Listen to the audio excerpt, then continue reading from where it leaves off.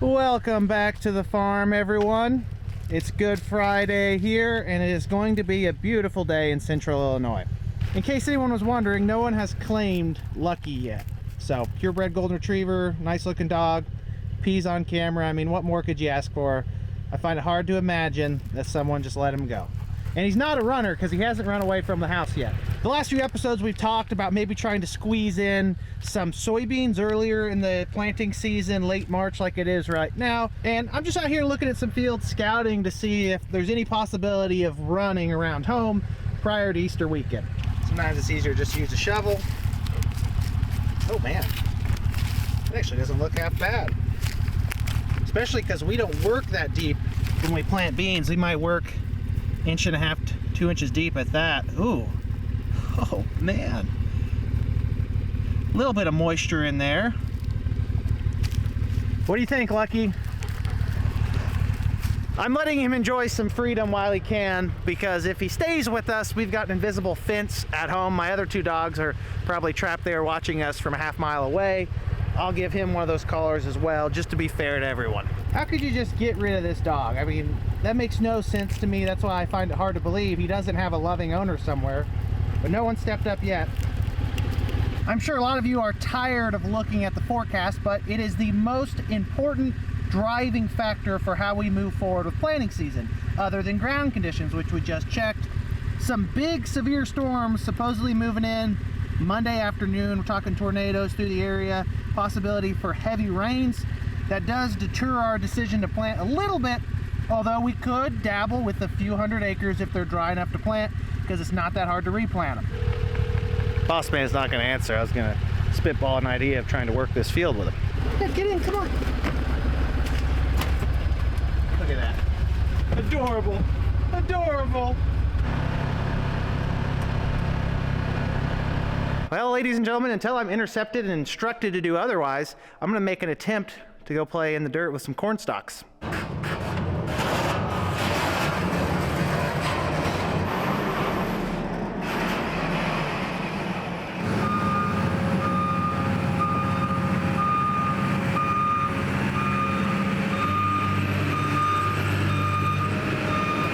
As an operator, the 9620R is the very clear choice to run. Out of fairness though, we always give preference to that tractor just because it's a much more luxurious operator experience.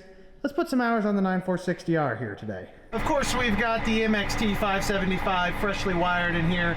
If you're in the market for some quick, seamless communication on the farm or any off-road industry, check out Midland. Price competitive, easy to use, and phenomenal range. We'll let her warm up a little bit and then go grab one of these field cultivators.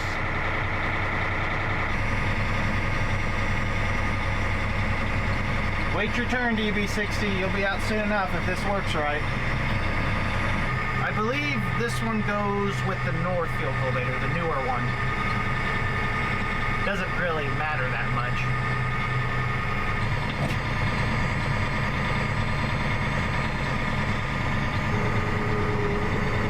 I was gonna go down the road, but I decided to just back it out in this field, unfold it, and then drive through this field to the other field.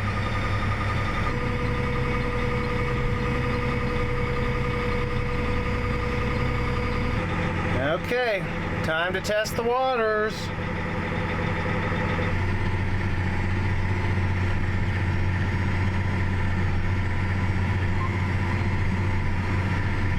It looks like on the already worked once soybean stubble, we are tracking a tiny bit. Right there behind the tractor, you can see the tires. Because we've already worked it previously, sometimes that softens it up and makes that effect worse. It's always harder to tell once you get into the corn stalks about the quality of tillage, just because the product is never going to look as refined. I can definitely see some tractor tracks. The question is that compaction, or am I not working deep enough to get them out? Yeah, even from out here, it looks a little bit on the heavy side, I think. This goes back to what I just said. It's kind of hard to make a good evaluation because you're always going to pull up clods in corn stalk residue. Look right here, because you got these root balls. We don't have discs on the front of this field cultivator. It's not a mulch finisher. Look at that, we got a nice juicy earthworm. Take that, cover croppers and no-tillers.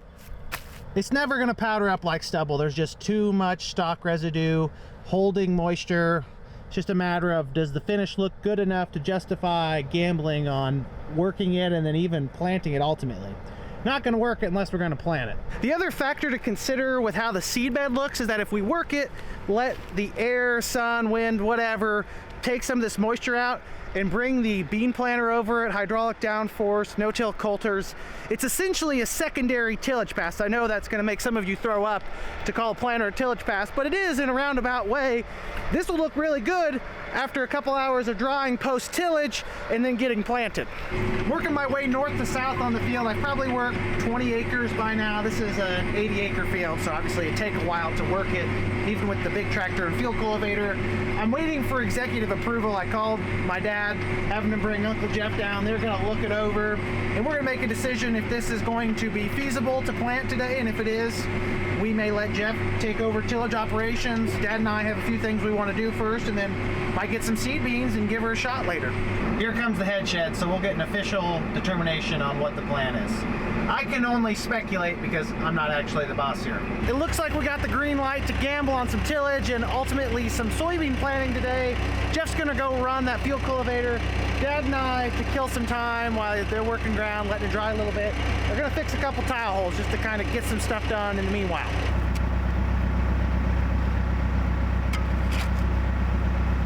Two freshly repaired rotator cuffs, and I'm the one sitting in the backhoe right now while he's shoveling. Old habits die hard, I guess. Pretty quick and painless other than the water being a tad bit on the cold side. Got that one patched up, onto the next one. Dad and I have been gone a few hours patching tile holes.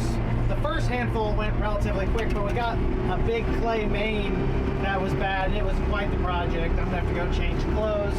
Jeff worked this field that we started on earlier. It looks phenomenal. I'm excited to get some beans in there. And he's moved across the road to this 220-acre fields on the north side of this stubble. I don't know how that's looking, but we're bringing the planter, folks.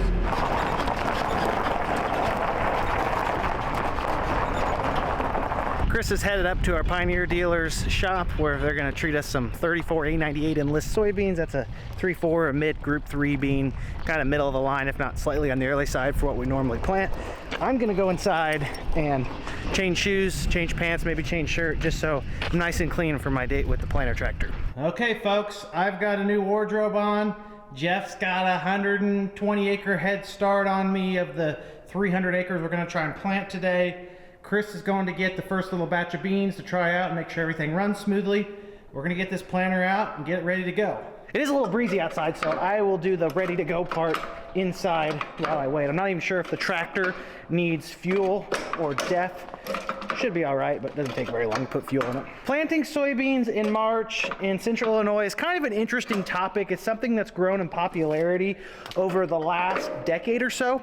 If you'd said 10 years ago that you were going to plant soybeans in March, people would say, that's a little outlandish, but you do you. If you would have said that 20 years ago, they would have probably sent you to an insane asylum or accused you of being on some kind of drugs, because planting soybeans first, historically, is way too big of a gamble. They usually don't survive and they don't come up. Things have really changed in the last decade, though, and it's not really our planting technology that's the reason.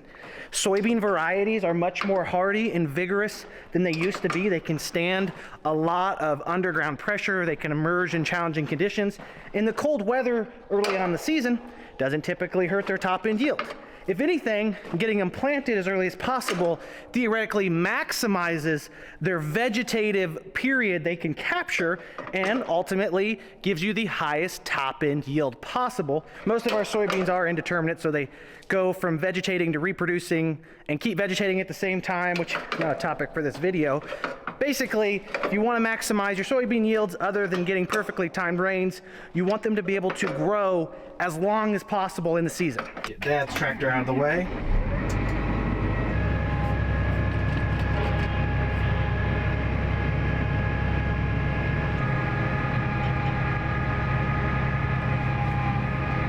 Anecdotal stories and replicated on-farm yield data shows that March soybeans do in fact work most of the time.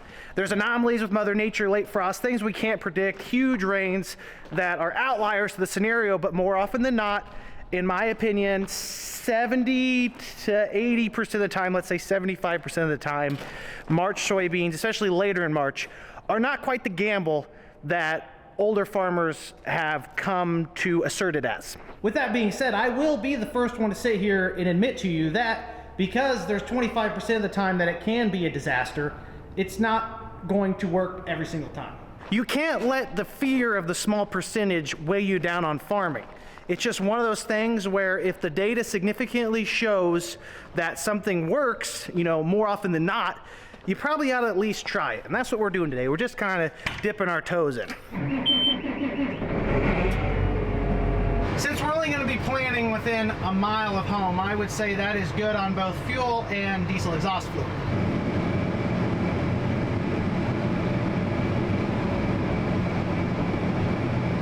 Planter in a nice easy spot for Chris to help load beans. Like a well-oiled machine, that's perfect timing.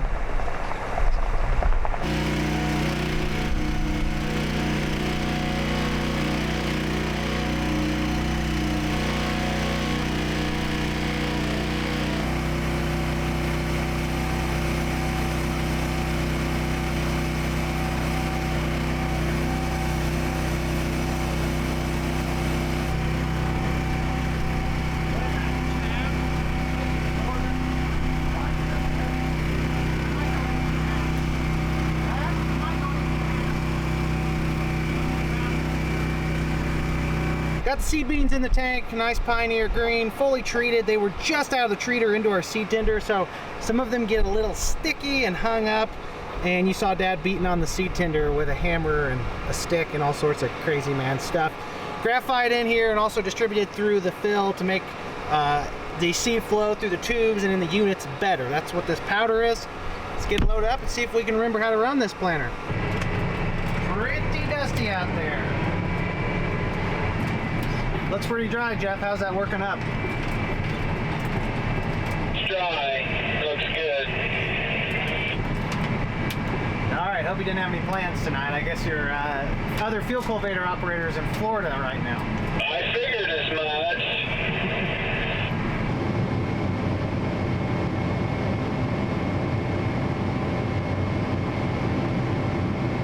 I'm not even proud to admit this, but I made a major fault by not sending the new setup file to this tractor. I'd have Chris take me back home to my computer so I could remotely transfer a setup file, because I deleted all the old field lines and fields, whatever, from a mapping perspective.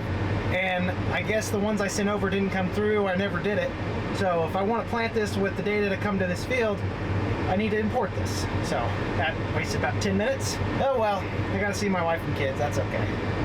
The units are primed, doing a little meter test right now as we speak, make sure everything's gonna run all right. Looking good, looking good. Planted a couple 100 foot, gonna check everything out. Row 11 was not planting, so I need to look at that first before I even worry about seed depth. Very evidently a seed issue. That should be full of seed across the bottom there. So it's not getting seed, and that's a jumper hose, so I'll have to see what happens.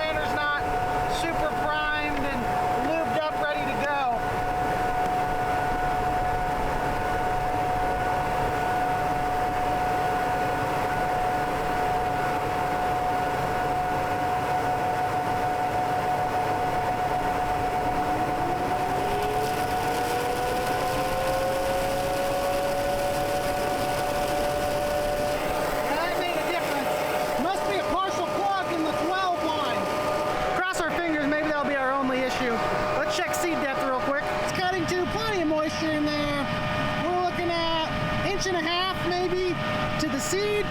I'm happy with that. We're not going to mess with it. There's row 11 pulled up on our diagnostics. You can see we're putting 140 plus down actual. That's 140,000. Still a little bit on the low side. Working the kinks out, getting the dust off the pipes probably.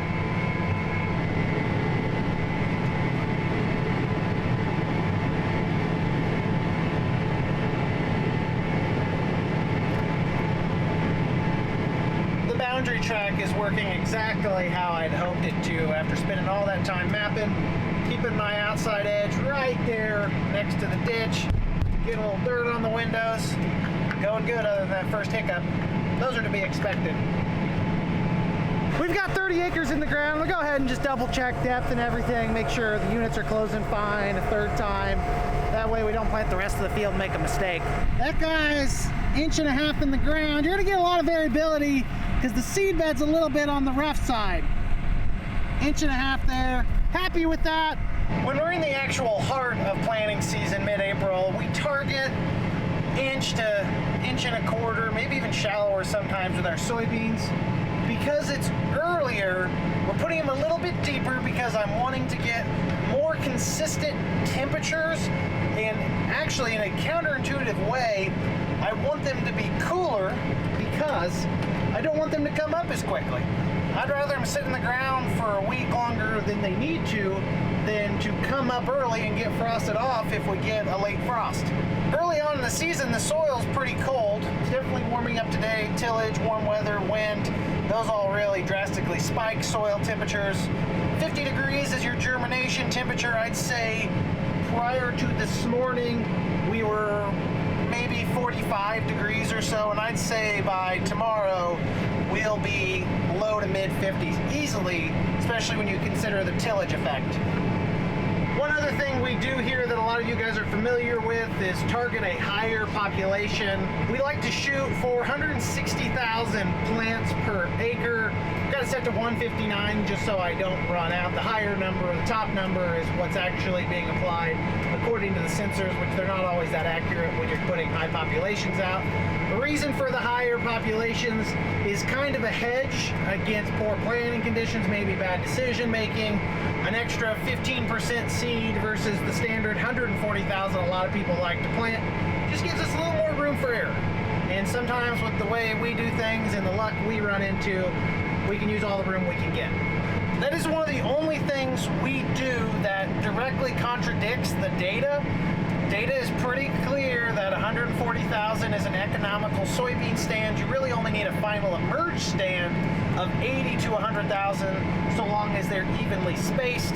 We go thicker for that extra push out of the ground, extra population if we have issues, and we like the added weed control of more plants out there to get to a quicker canopy. We just got over the 80 acre mark and I ran out of seed. Technically I'm not out of seed, I just didn't fill the tanks evenly as opposed to shuffling the seed around. I've got another 220 acres worth of seed sitting on the tender, same variety from Pioneer 34898 Enlist. I'm just gonna go ahead and fill the tanks back to full with that because we got another 220 acres to plant after this one. Chris is bringing more seed and Jeff is working overtime here to try to keep ahead of me. This bean planter can cover a lot more acres an hour than that field cultivator does. He did get a 3-hour head start, so that does lean in his favor. Topped off with seed, finished that field, moved here next to Jeff. Looks like he's got every bit of 150, 160 acres work, so no way I'm catching him.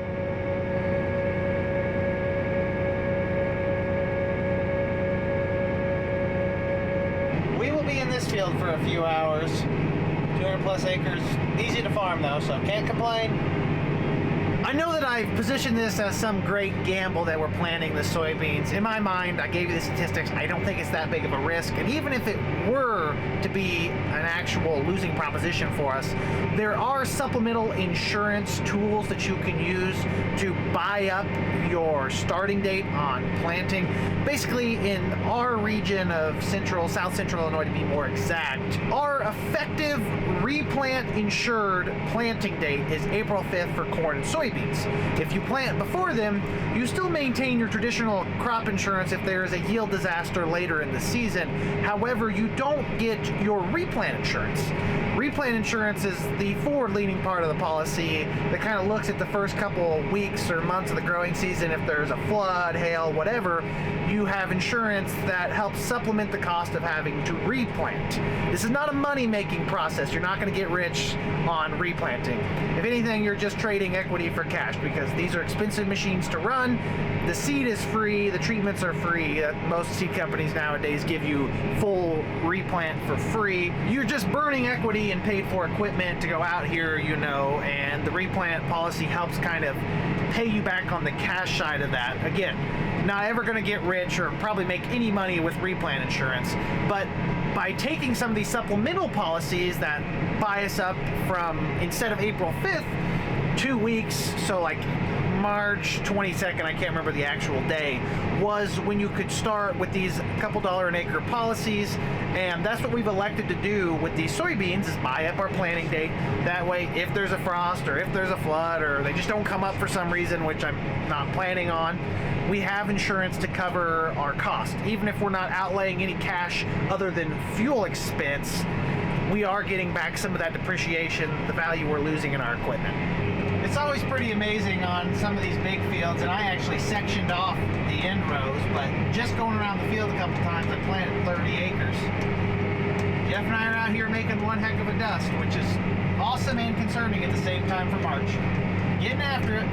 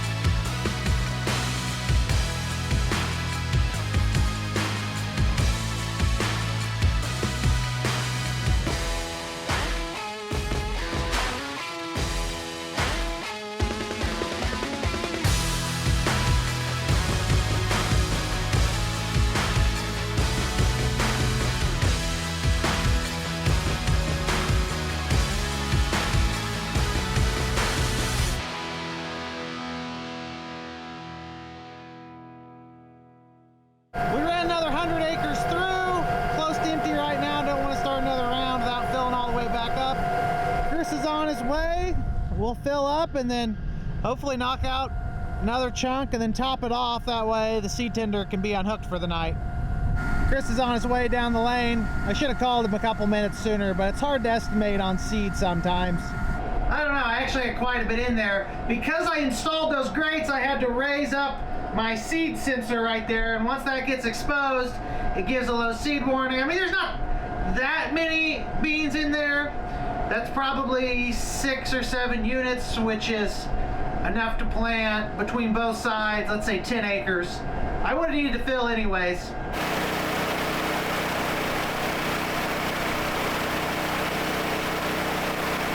We've got a whole bunch of these Pioneer 34 A98 beans this year. Supposedly they were rock stars on seed production last year. they do really good on our farm commercially. Not that we had seed production, but that's what the seed grower said. And then of course we're also going to have a little dabble of the brand new Z series, which are supposed to be even better than the A series. So we'll see how those go. I don't know when we'll get them planted. I'd actually planned on planting them on this farm, but talked it over with our dealer and the agronomist and kind of determined that because we're gambling, maybe risking a little bit by planting these early, we didn't want to try the experimental beans out and possibly waste the opportunity to try them without them getting frosted on. So we'll move them somewhere else. We're loaded up, time to hop back in the saddle, knock this last little bit out, and then wait and see what the weather brings over the next few days, and then in another couple weeks we'll know if this was the right move or not. We're taking off.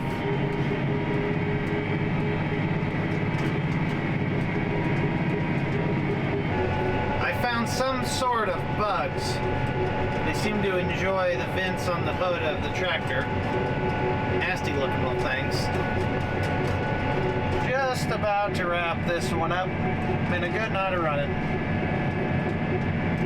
Moisture starting to come up too in some of the lower, darker soil, which is a little bit concerning at the same time. Probably not that big of a deal. It's nice to dip our toes into planting season a little bit. I think I'm gonna have to retrain myself for spending long days in the cab this spring. Between the planter and the sprayer, I get a lot of operating hours. We try to put the planter back in the shed every night because we don't want the units, more specifically the seed tanks, to get any chance of moisture acquisition. No rain in the forecast, but you never know. Oh, looks like the boss man did a little switcheroo today. Put the corn planter in the bean planter spot. Guess that makes sense, seeing as we planted more beans than corn. So the bean planter might as well be readily accessible. Anyways, fairly productive day. A little bit of learning curves here, just getting comfortable back in the saddle. You know how it goes. Pretty much applies to anything in life. Takes a day or two to get used to running. Relatively no issues other than an initial seed tube plugging for no apparent reason. Wait and see what Mother Nature brings. Hopefully we don't get a big rain, and the most important thing is that we don't have to replant these beans. If we do, I guess we've got replant insurance, but that's not the point. The point is to maximize yield, and that's what I think we're doing. And by trying a little bit of this year, maybe we can gain some confidence on our own to see whether or not this is something that can work into the future. Anyways, that's a conversation for another video. As always, I greatly appreciate every single one of you continuing to tune in and support the channel. Your viewership means the world to me. Catch you all in the next episode. Until then, make sure you like the video if you enjoyed it, subscribe if you want to see more, and comment down below if you have any questions. You know I love to talk about farming. Have a great day, everyone. Peace!